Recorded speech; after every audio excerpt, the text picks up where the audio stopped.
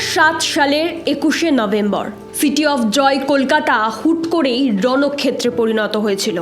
রাস্তাঘাটে জ্বলছিল গাড়ি, ইট পাটকেল ছোড়া হচ্ছিল পুলিশকে লক্ষ্য করে।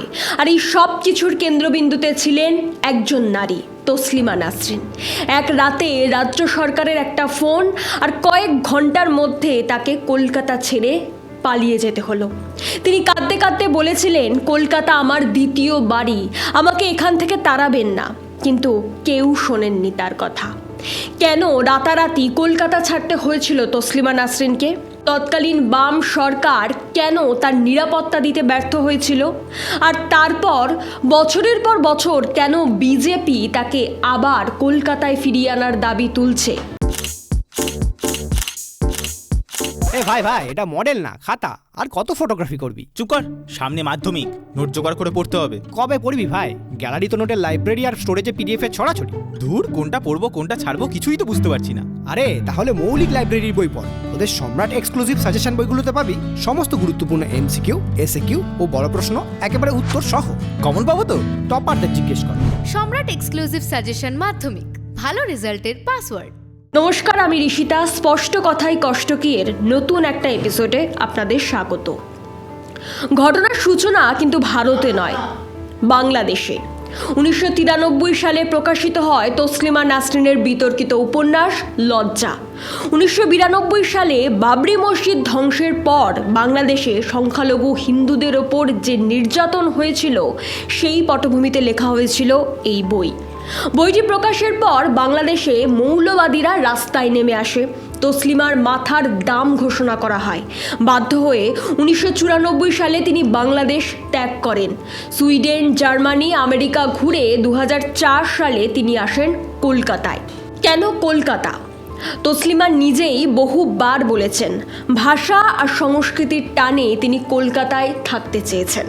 কলকাতার সুশীল সমাজ, কবি ও সাহিত্যিকরা প্রথমে তাকে উষ্ণ অভ্যর্থনাও জানিয়েছিল। তিনি পার্ক সার্কাসের কাছে একটি ফ্ল্যাট কিনে স্থায়ীভাবে থাকতে শুরু করেন। কিন্তু এই শান্তি বেশি দিন স্থায়ী হয়নি। 2007 সাল, তসলিমা নাসরিনের আত্মজীবনী দ্বিখণ্ডিত নিয়ে তৈরি হলো নতুন বিতর্ক। কিছু ইসলামপন্থী সংগঠন দাবি করে এই বইটিতে ধর্মীয় অনুভূতিতে আঘাত করা হয়েছে। এরপর আসে 2007 সালের 21শে নভেম্বর। কলকাতার পার্ক সার্কাস মোড়ে অল ইন্ডিয়া সংখ্যালঘু ফোরামের নামে একটি সংগঠন এক বিশাল প্রতিবাদ মিছিল বের করে। দেখতে দেখতে সেই প্রতিবাদ হিংসাত্মক আকার ধারণ করে। রাস্তা অবরোধ, গাড়ি ভাঙচুর, পুলিশের ওপর হামলা, কলকাতা স্থবির হয়ে পড়ে। পরিস্থিতি সামাল দিতে সেনাও নামাতে হয়েছিল সেই সময়। মৌলবাদী সংগঠনগুলোর মূল দাবি ছিল একটাই, তসলিমা নাসরিনকে ভারত তথা কলকাতা থেকে তাড়াতে হবে। তৎকালীন বুদ্ধদেব ভট্টাচার্যের নেতৃত্বাধীন বামফ্রন্ট সরকার তখন মারাত্মক চাপে। একদিকে নন্দীগ্রাম ও সিঙ্গুর আন্দোলন নিয়ে এমনিতেই সরকার কোণঠাসা, তার ওপর সংখ্যালঘু ভোটের মেরুকরণের ভয়। রাজনৈতিক বিশ্লেষকদের মতে সরকার মৌলবাদীদের শান্ত করতে তসলিমাকে বলি দেওয়ার সিদ্ধান্ত নেয়। সেই রাতেই তসলিমাকে নিরাপত্তার অজুহাতে কলকাতা থেকে জয়পুর আর সেখান থেকে দিল্লিতে সরিয়ে দেওয়া হয়। তসলিমা পরে লিখেছিলেন, তাকে কার্যত চোরের মতো কোনো জিনিসপত্র গোছানোর সুযোগ না দিয়েই কলকাতা থেকে বের করে দেওয়া হয়েছিল। এরপর তিনি আর কখনো স্থায়ীভাবে কলকাতায় ফিরতে পারেননি। এখন প্রশ্ন উঠছে, এত বছর পর তসলিমা নাসরিনকে নিয়ে কেন নতুন করে রাজনীতি শুরু হয়েছে এবং কেন বিজেপি তাকে কলকাতায় ফেরানোর পক্ষে সওয়াল করছে? Taslima Nasrin wants to come back to Calcutta. Taslima নাসরিনের কাছে কলকাতা শহর প্রাণের শহর। তসলিমা নাসরিন কলকাতায় ফিরে আসতে চান, বাংলায় কথা বলতে চান, বাংলায় কবিতা লিখতে চান, বাংলায় সাহিত্য সৃষ্টি করতে চান। এর পেছনে রয়েছে দুটো বড় রাজনৈতিক কারণ। বিজেপি সব সময় অভিযোগ করে আসছে যে 2007 সালে বাম সরকার সংখ্যালঘু ভোট ব্যাংক বাঁচাতেই তসলিমাকে তাড়িয়েছিলেন। আর তারপর তৃণমূল সরকারও সেই একই পথে হেঁটে তসলিমাকে কলকাতায় ঢুকতে দেয়নি। বিজেপি তসলিমা প্রসঙ্গ তুলে প্রমাণ করতে চায় যে বাংলায় তথাকথিত ধর্মনিরপেক্ষ দলগুলো আসলে মৌলবাদের কাছে আত্মসমর্পণ করেছে। আর দুই, তসলিমা নাসরিন ইসলামী মৌলবাদের তীব্র সমালোচক। বিজেপি নেতৃত্ব মনে করে তসলিমা কলকাতায় ফিরলে এবং খোলামেলা কথা বললে তা তাদের রাজনৈতিক ন্যারেটিভকে আরও শক্তিশালী করবে। বিজেপি নেতারা প্রায়ই বলেন একজন বাঙালি লেখিকা নিজের ভাষার শহরে আসতে পারবেন না, এটা কিসের বাক স্বাধীনতা। তবে বিরোধী পক্ষ অর্থাৎ তৃণমূল বা বামেদের দাবি বিজেপি তসলিমা নাসরিনকে ভালোবেসে নয়, বরং বাংলায় ধর্মীয় মেরুকরণ বা বিভাজনের রাজনীতি তীব্র করতেই এই ইস্যুটিকে আবার উস্কে দিচ্ছে।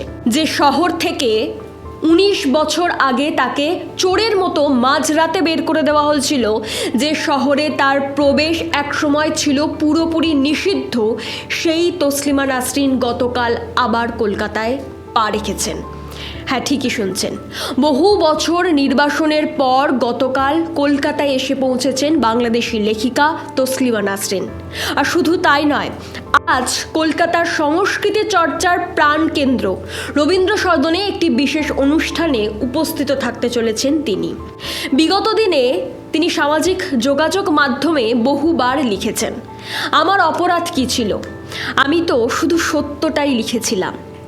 কখনো বাম সরকার, কখনো ডান সরকার, রাজনীতির এই টানাটানিতে মাঝখান থেকে একজন লেখিকা হারিয়েছেন তার পছন্দের শহর।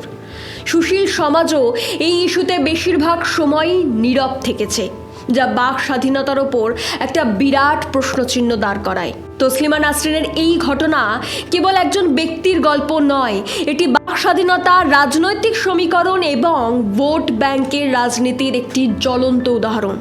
এই বিষয়ে আপনাদের কি মনে হয় অবশ্যই কমেন্ট করে জানান। আজকের মতো ধন্যবাদ।